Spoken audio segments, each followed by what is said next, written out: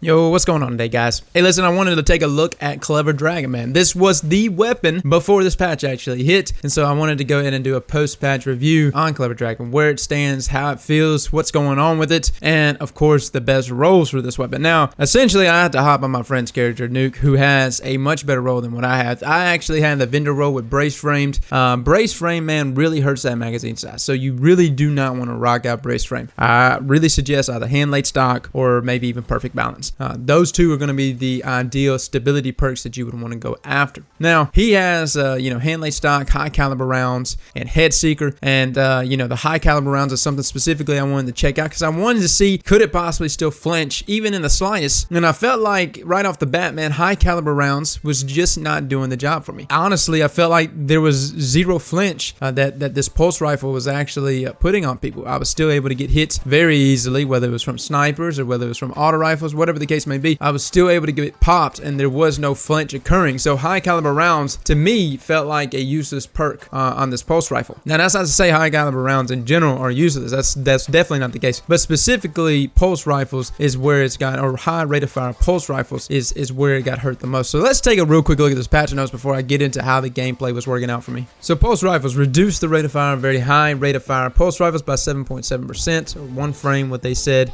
Reduce magazine size of Clever Dragon and Grasp Malak by 6, and reduce the effective high caliber rounds for pulse rifles. Again, so the magazine size, like I said, guys, don't be using brace frame. You really don't want to rock out brace frame anymore on any of those.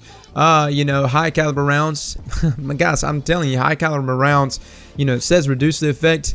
There is no effect. I felt like there was zero effect happening from high caliber rounds. Now, this is going to require me also to go in there and actually test it out and shoot somebody. But, honestly, what we're about to get to is high caliber rounds should be the least of your concern. Because right now, the weapon itself, having its rate of fire reduced to about 7.7% is huge.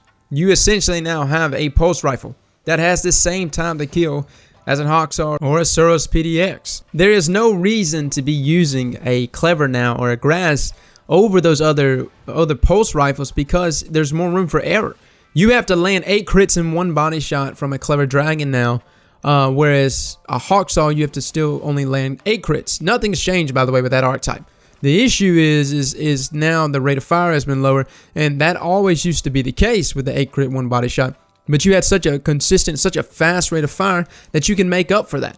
So there is no viable reason to be using Clever or Grass. Now let me just go over my own personal gameplay, and I will tell you right now, I've never felt Clever or feel so underpowered. It is so underpowered to what it used to be. I can tell you right now, I felt like I was getting beat out a bunch. And I felt like there were so many matches that I much rather a Hawksaw or Suros PDX or maybe even Blind Perdition. I actually ended up loading out a Hawksaw because I wanted to make sure this wasn't something that was just, transitioning to all pulse rifles. No, Hawksaw was doing very good for me, doing much better for me, much more forgiving than what I was getting from the Clever Dragon. So, realistically, guys, there is no reason for you to be using Clever Dragon anymore. It just isn't. And when I hit forum posts, people saying that it's more manageable and it's a better weapon, you essentially got a gun here that requires you to land more bullets, still has the same time to kill as the archetype that Hawksaw's in, and has a body shot time to kill that's almost as bad as Red Death and Reflection Sum and Nerwin's Mercy. Now, I'm not saying Nerwin's Mercy and Red Death are terrible. Well, we all know, though, that is your mid-rate of fire pulse rifles, and that has not been touched from this patch, by the way, guys. Had a lot of people say it's a Red Death meta. It is not a Red Death meta. None of those weapons have been touched. That time to kill for all of those weapons is still the same pre-patch. So, nothing has changed there.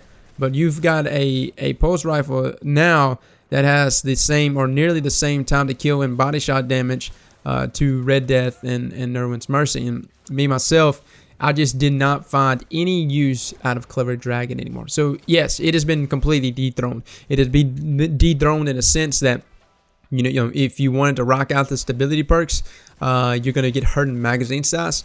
It's been dethroned in high caliber rounds. High caliber just does not do the job. And it also has been dethroned in the fact that the time to kill. I don't know if I necessarily said that it needed to be nerfed this bad. You know, again, there's a lot of primaries I've been experimenting with and having fun with.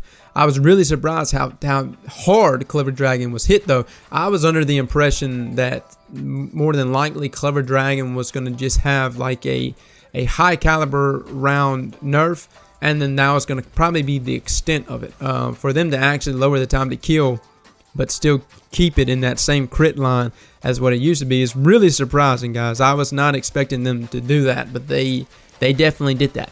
The rest of this gameplay, guys, is just showing me in Hawksaw. I was using Hawksaw earlier, and Nuke actually has a pretty good Hawksaw. It's got small bore counterbalance, and I think like fitted stock or something like that. But it's a good one. I actually really enjoy it. Now, as I was using this was like my benchmark. What I was comparing it to was realizing the flaws that I was finding in Clever Dragon. Why it's such an underpowered weapon in comparison to this archetype of weaponry. So, guys, again, if you want to just stick to pulse rifles and you like the rate of fire that these pulse rifles are in, I really suggest going for the Hawksaw Ceros PDX Blind Perdition archetype.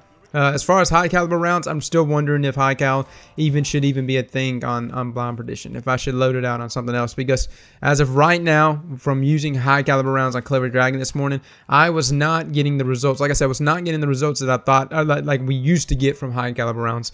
Whatever the flinch factor is from pulses with high cal, it definitely does not do the flinch or the amount of flinch that it used to do before, which is something that was pretty broad. A lot of people wanted that to happen for a really long time. So many people were saying that high caliber rounds should have never been on Clever Dragon, and rightfully so. That's why you never saw high cal ever roll on Grassam a lot for years there. So I mean, it's not like that's something new. That the high cal thing was, I don't know why Bungie in their wisdom decided to throw high caliber rounds on that bad boy, but they did, and it had its reign.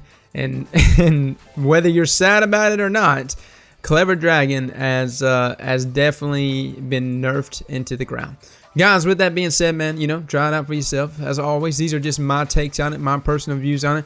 You know, I'm not saying I didn't have good games this morning with it. I thought the games were good. Again, I have a certain level, certain understanding of Clever. I used it a bunch. I used it all the time when we were doing carries and stuff like that. So I got a really good understanding of how the weapon feels, how it's supposed to feel, and the amount of damage it's supposed to put out for me.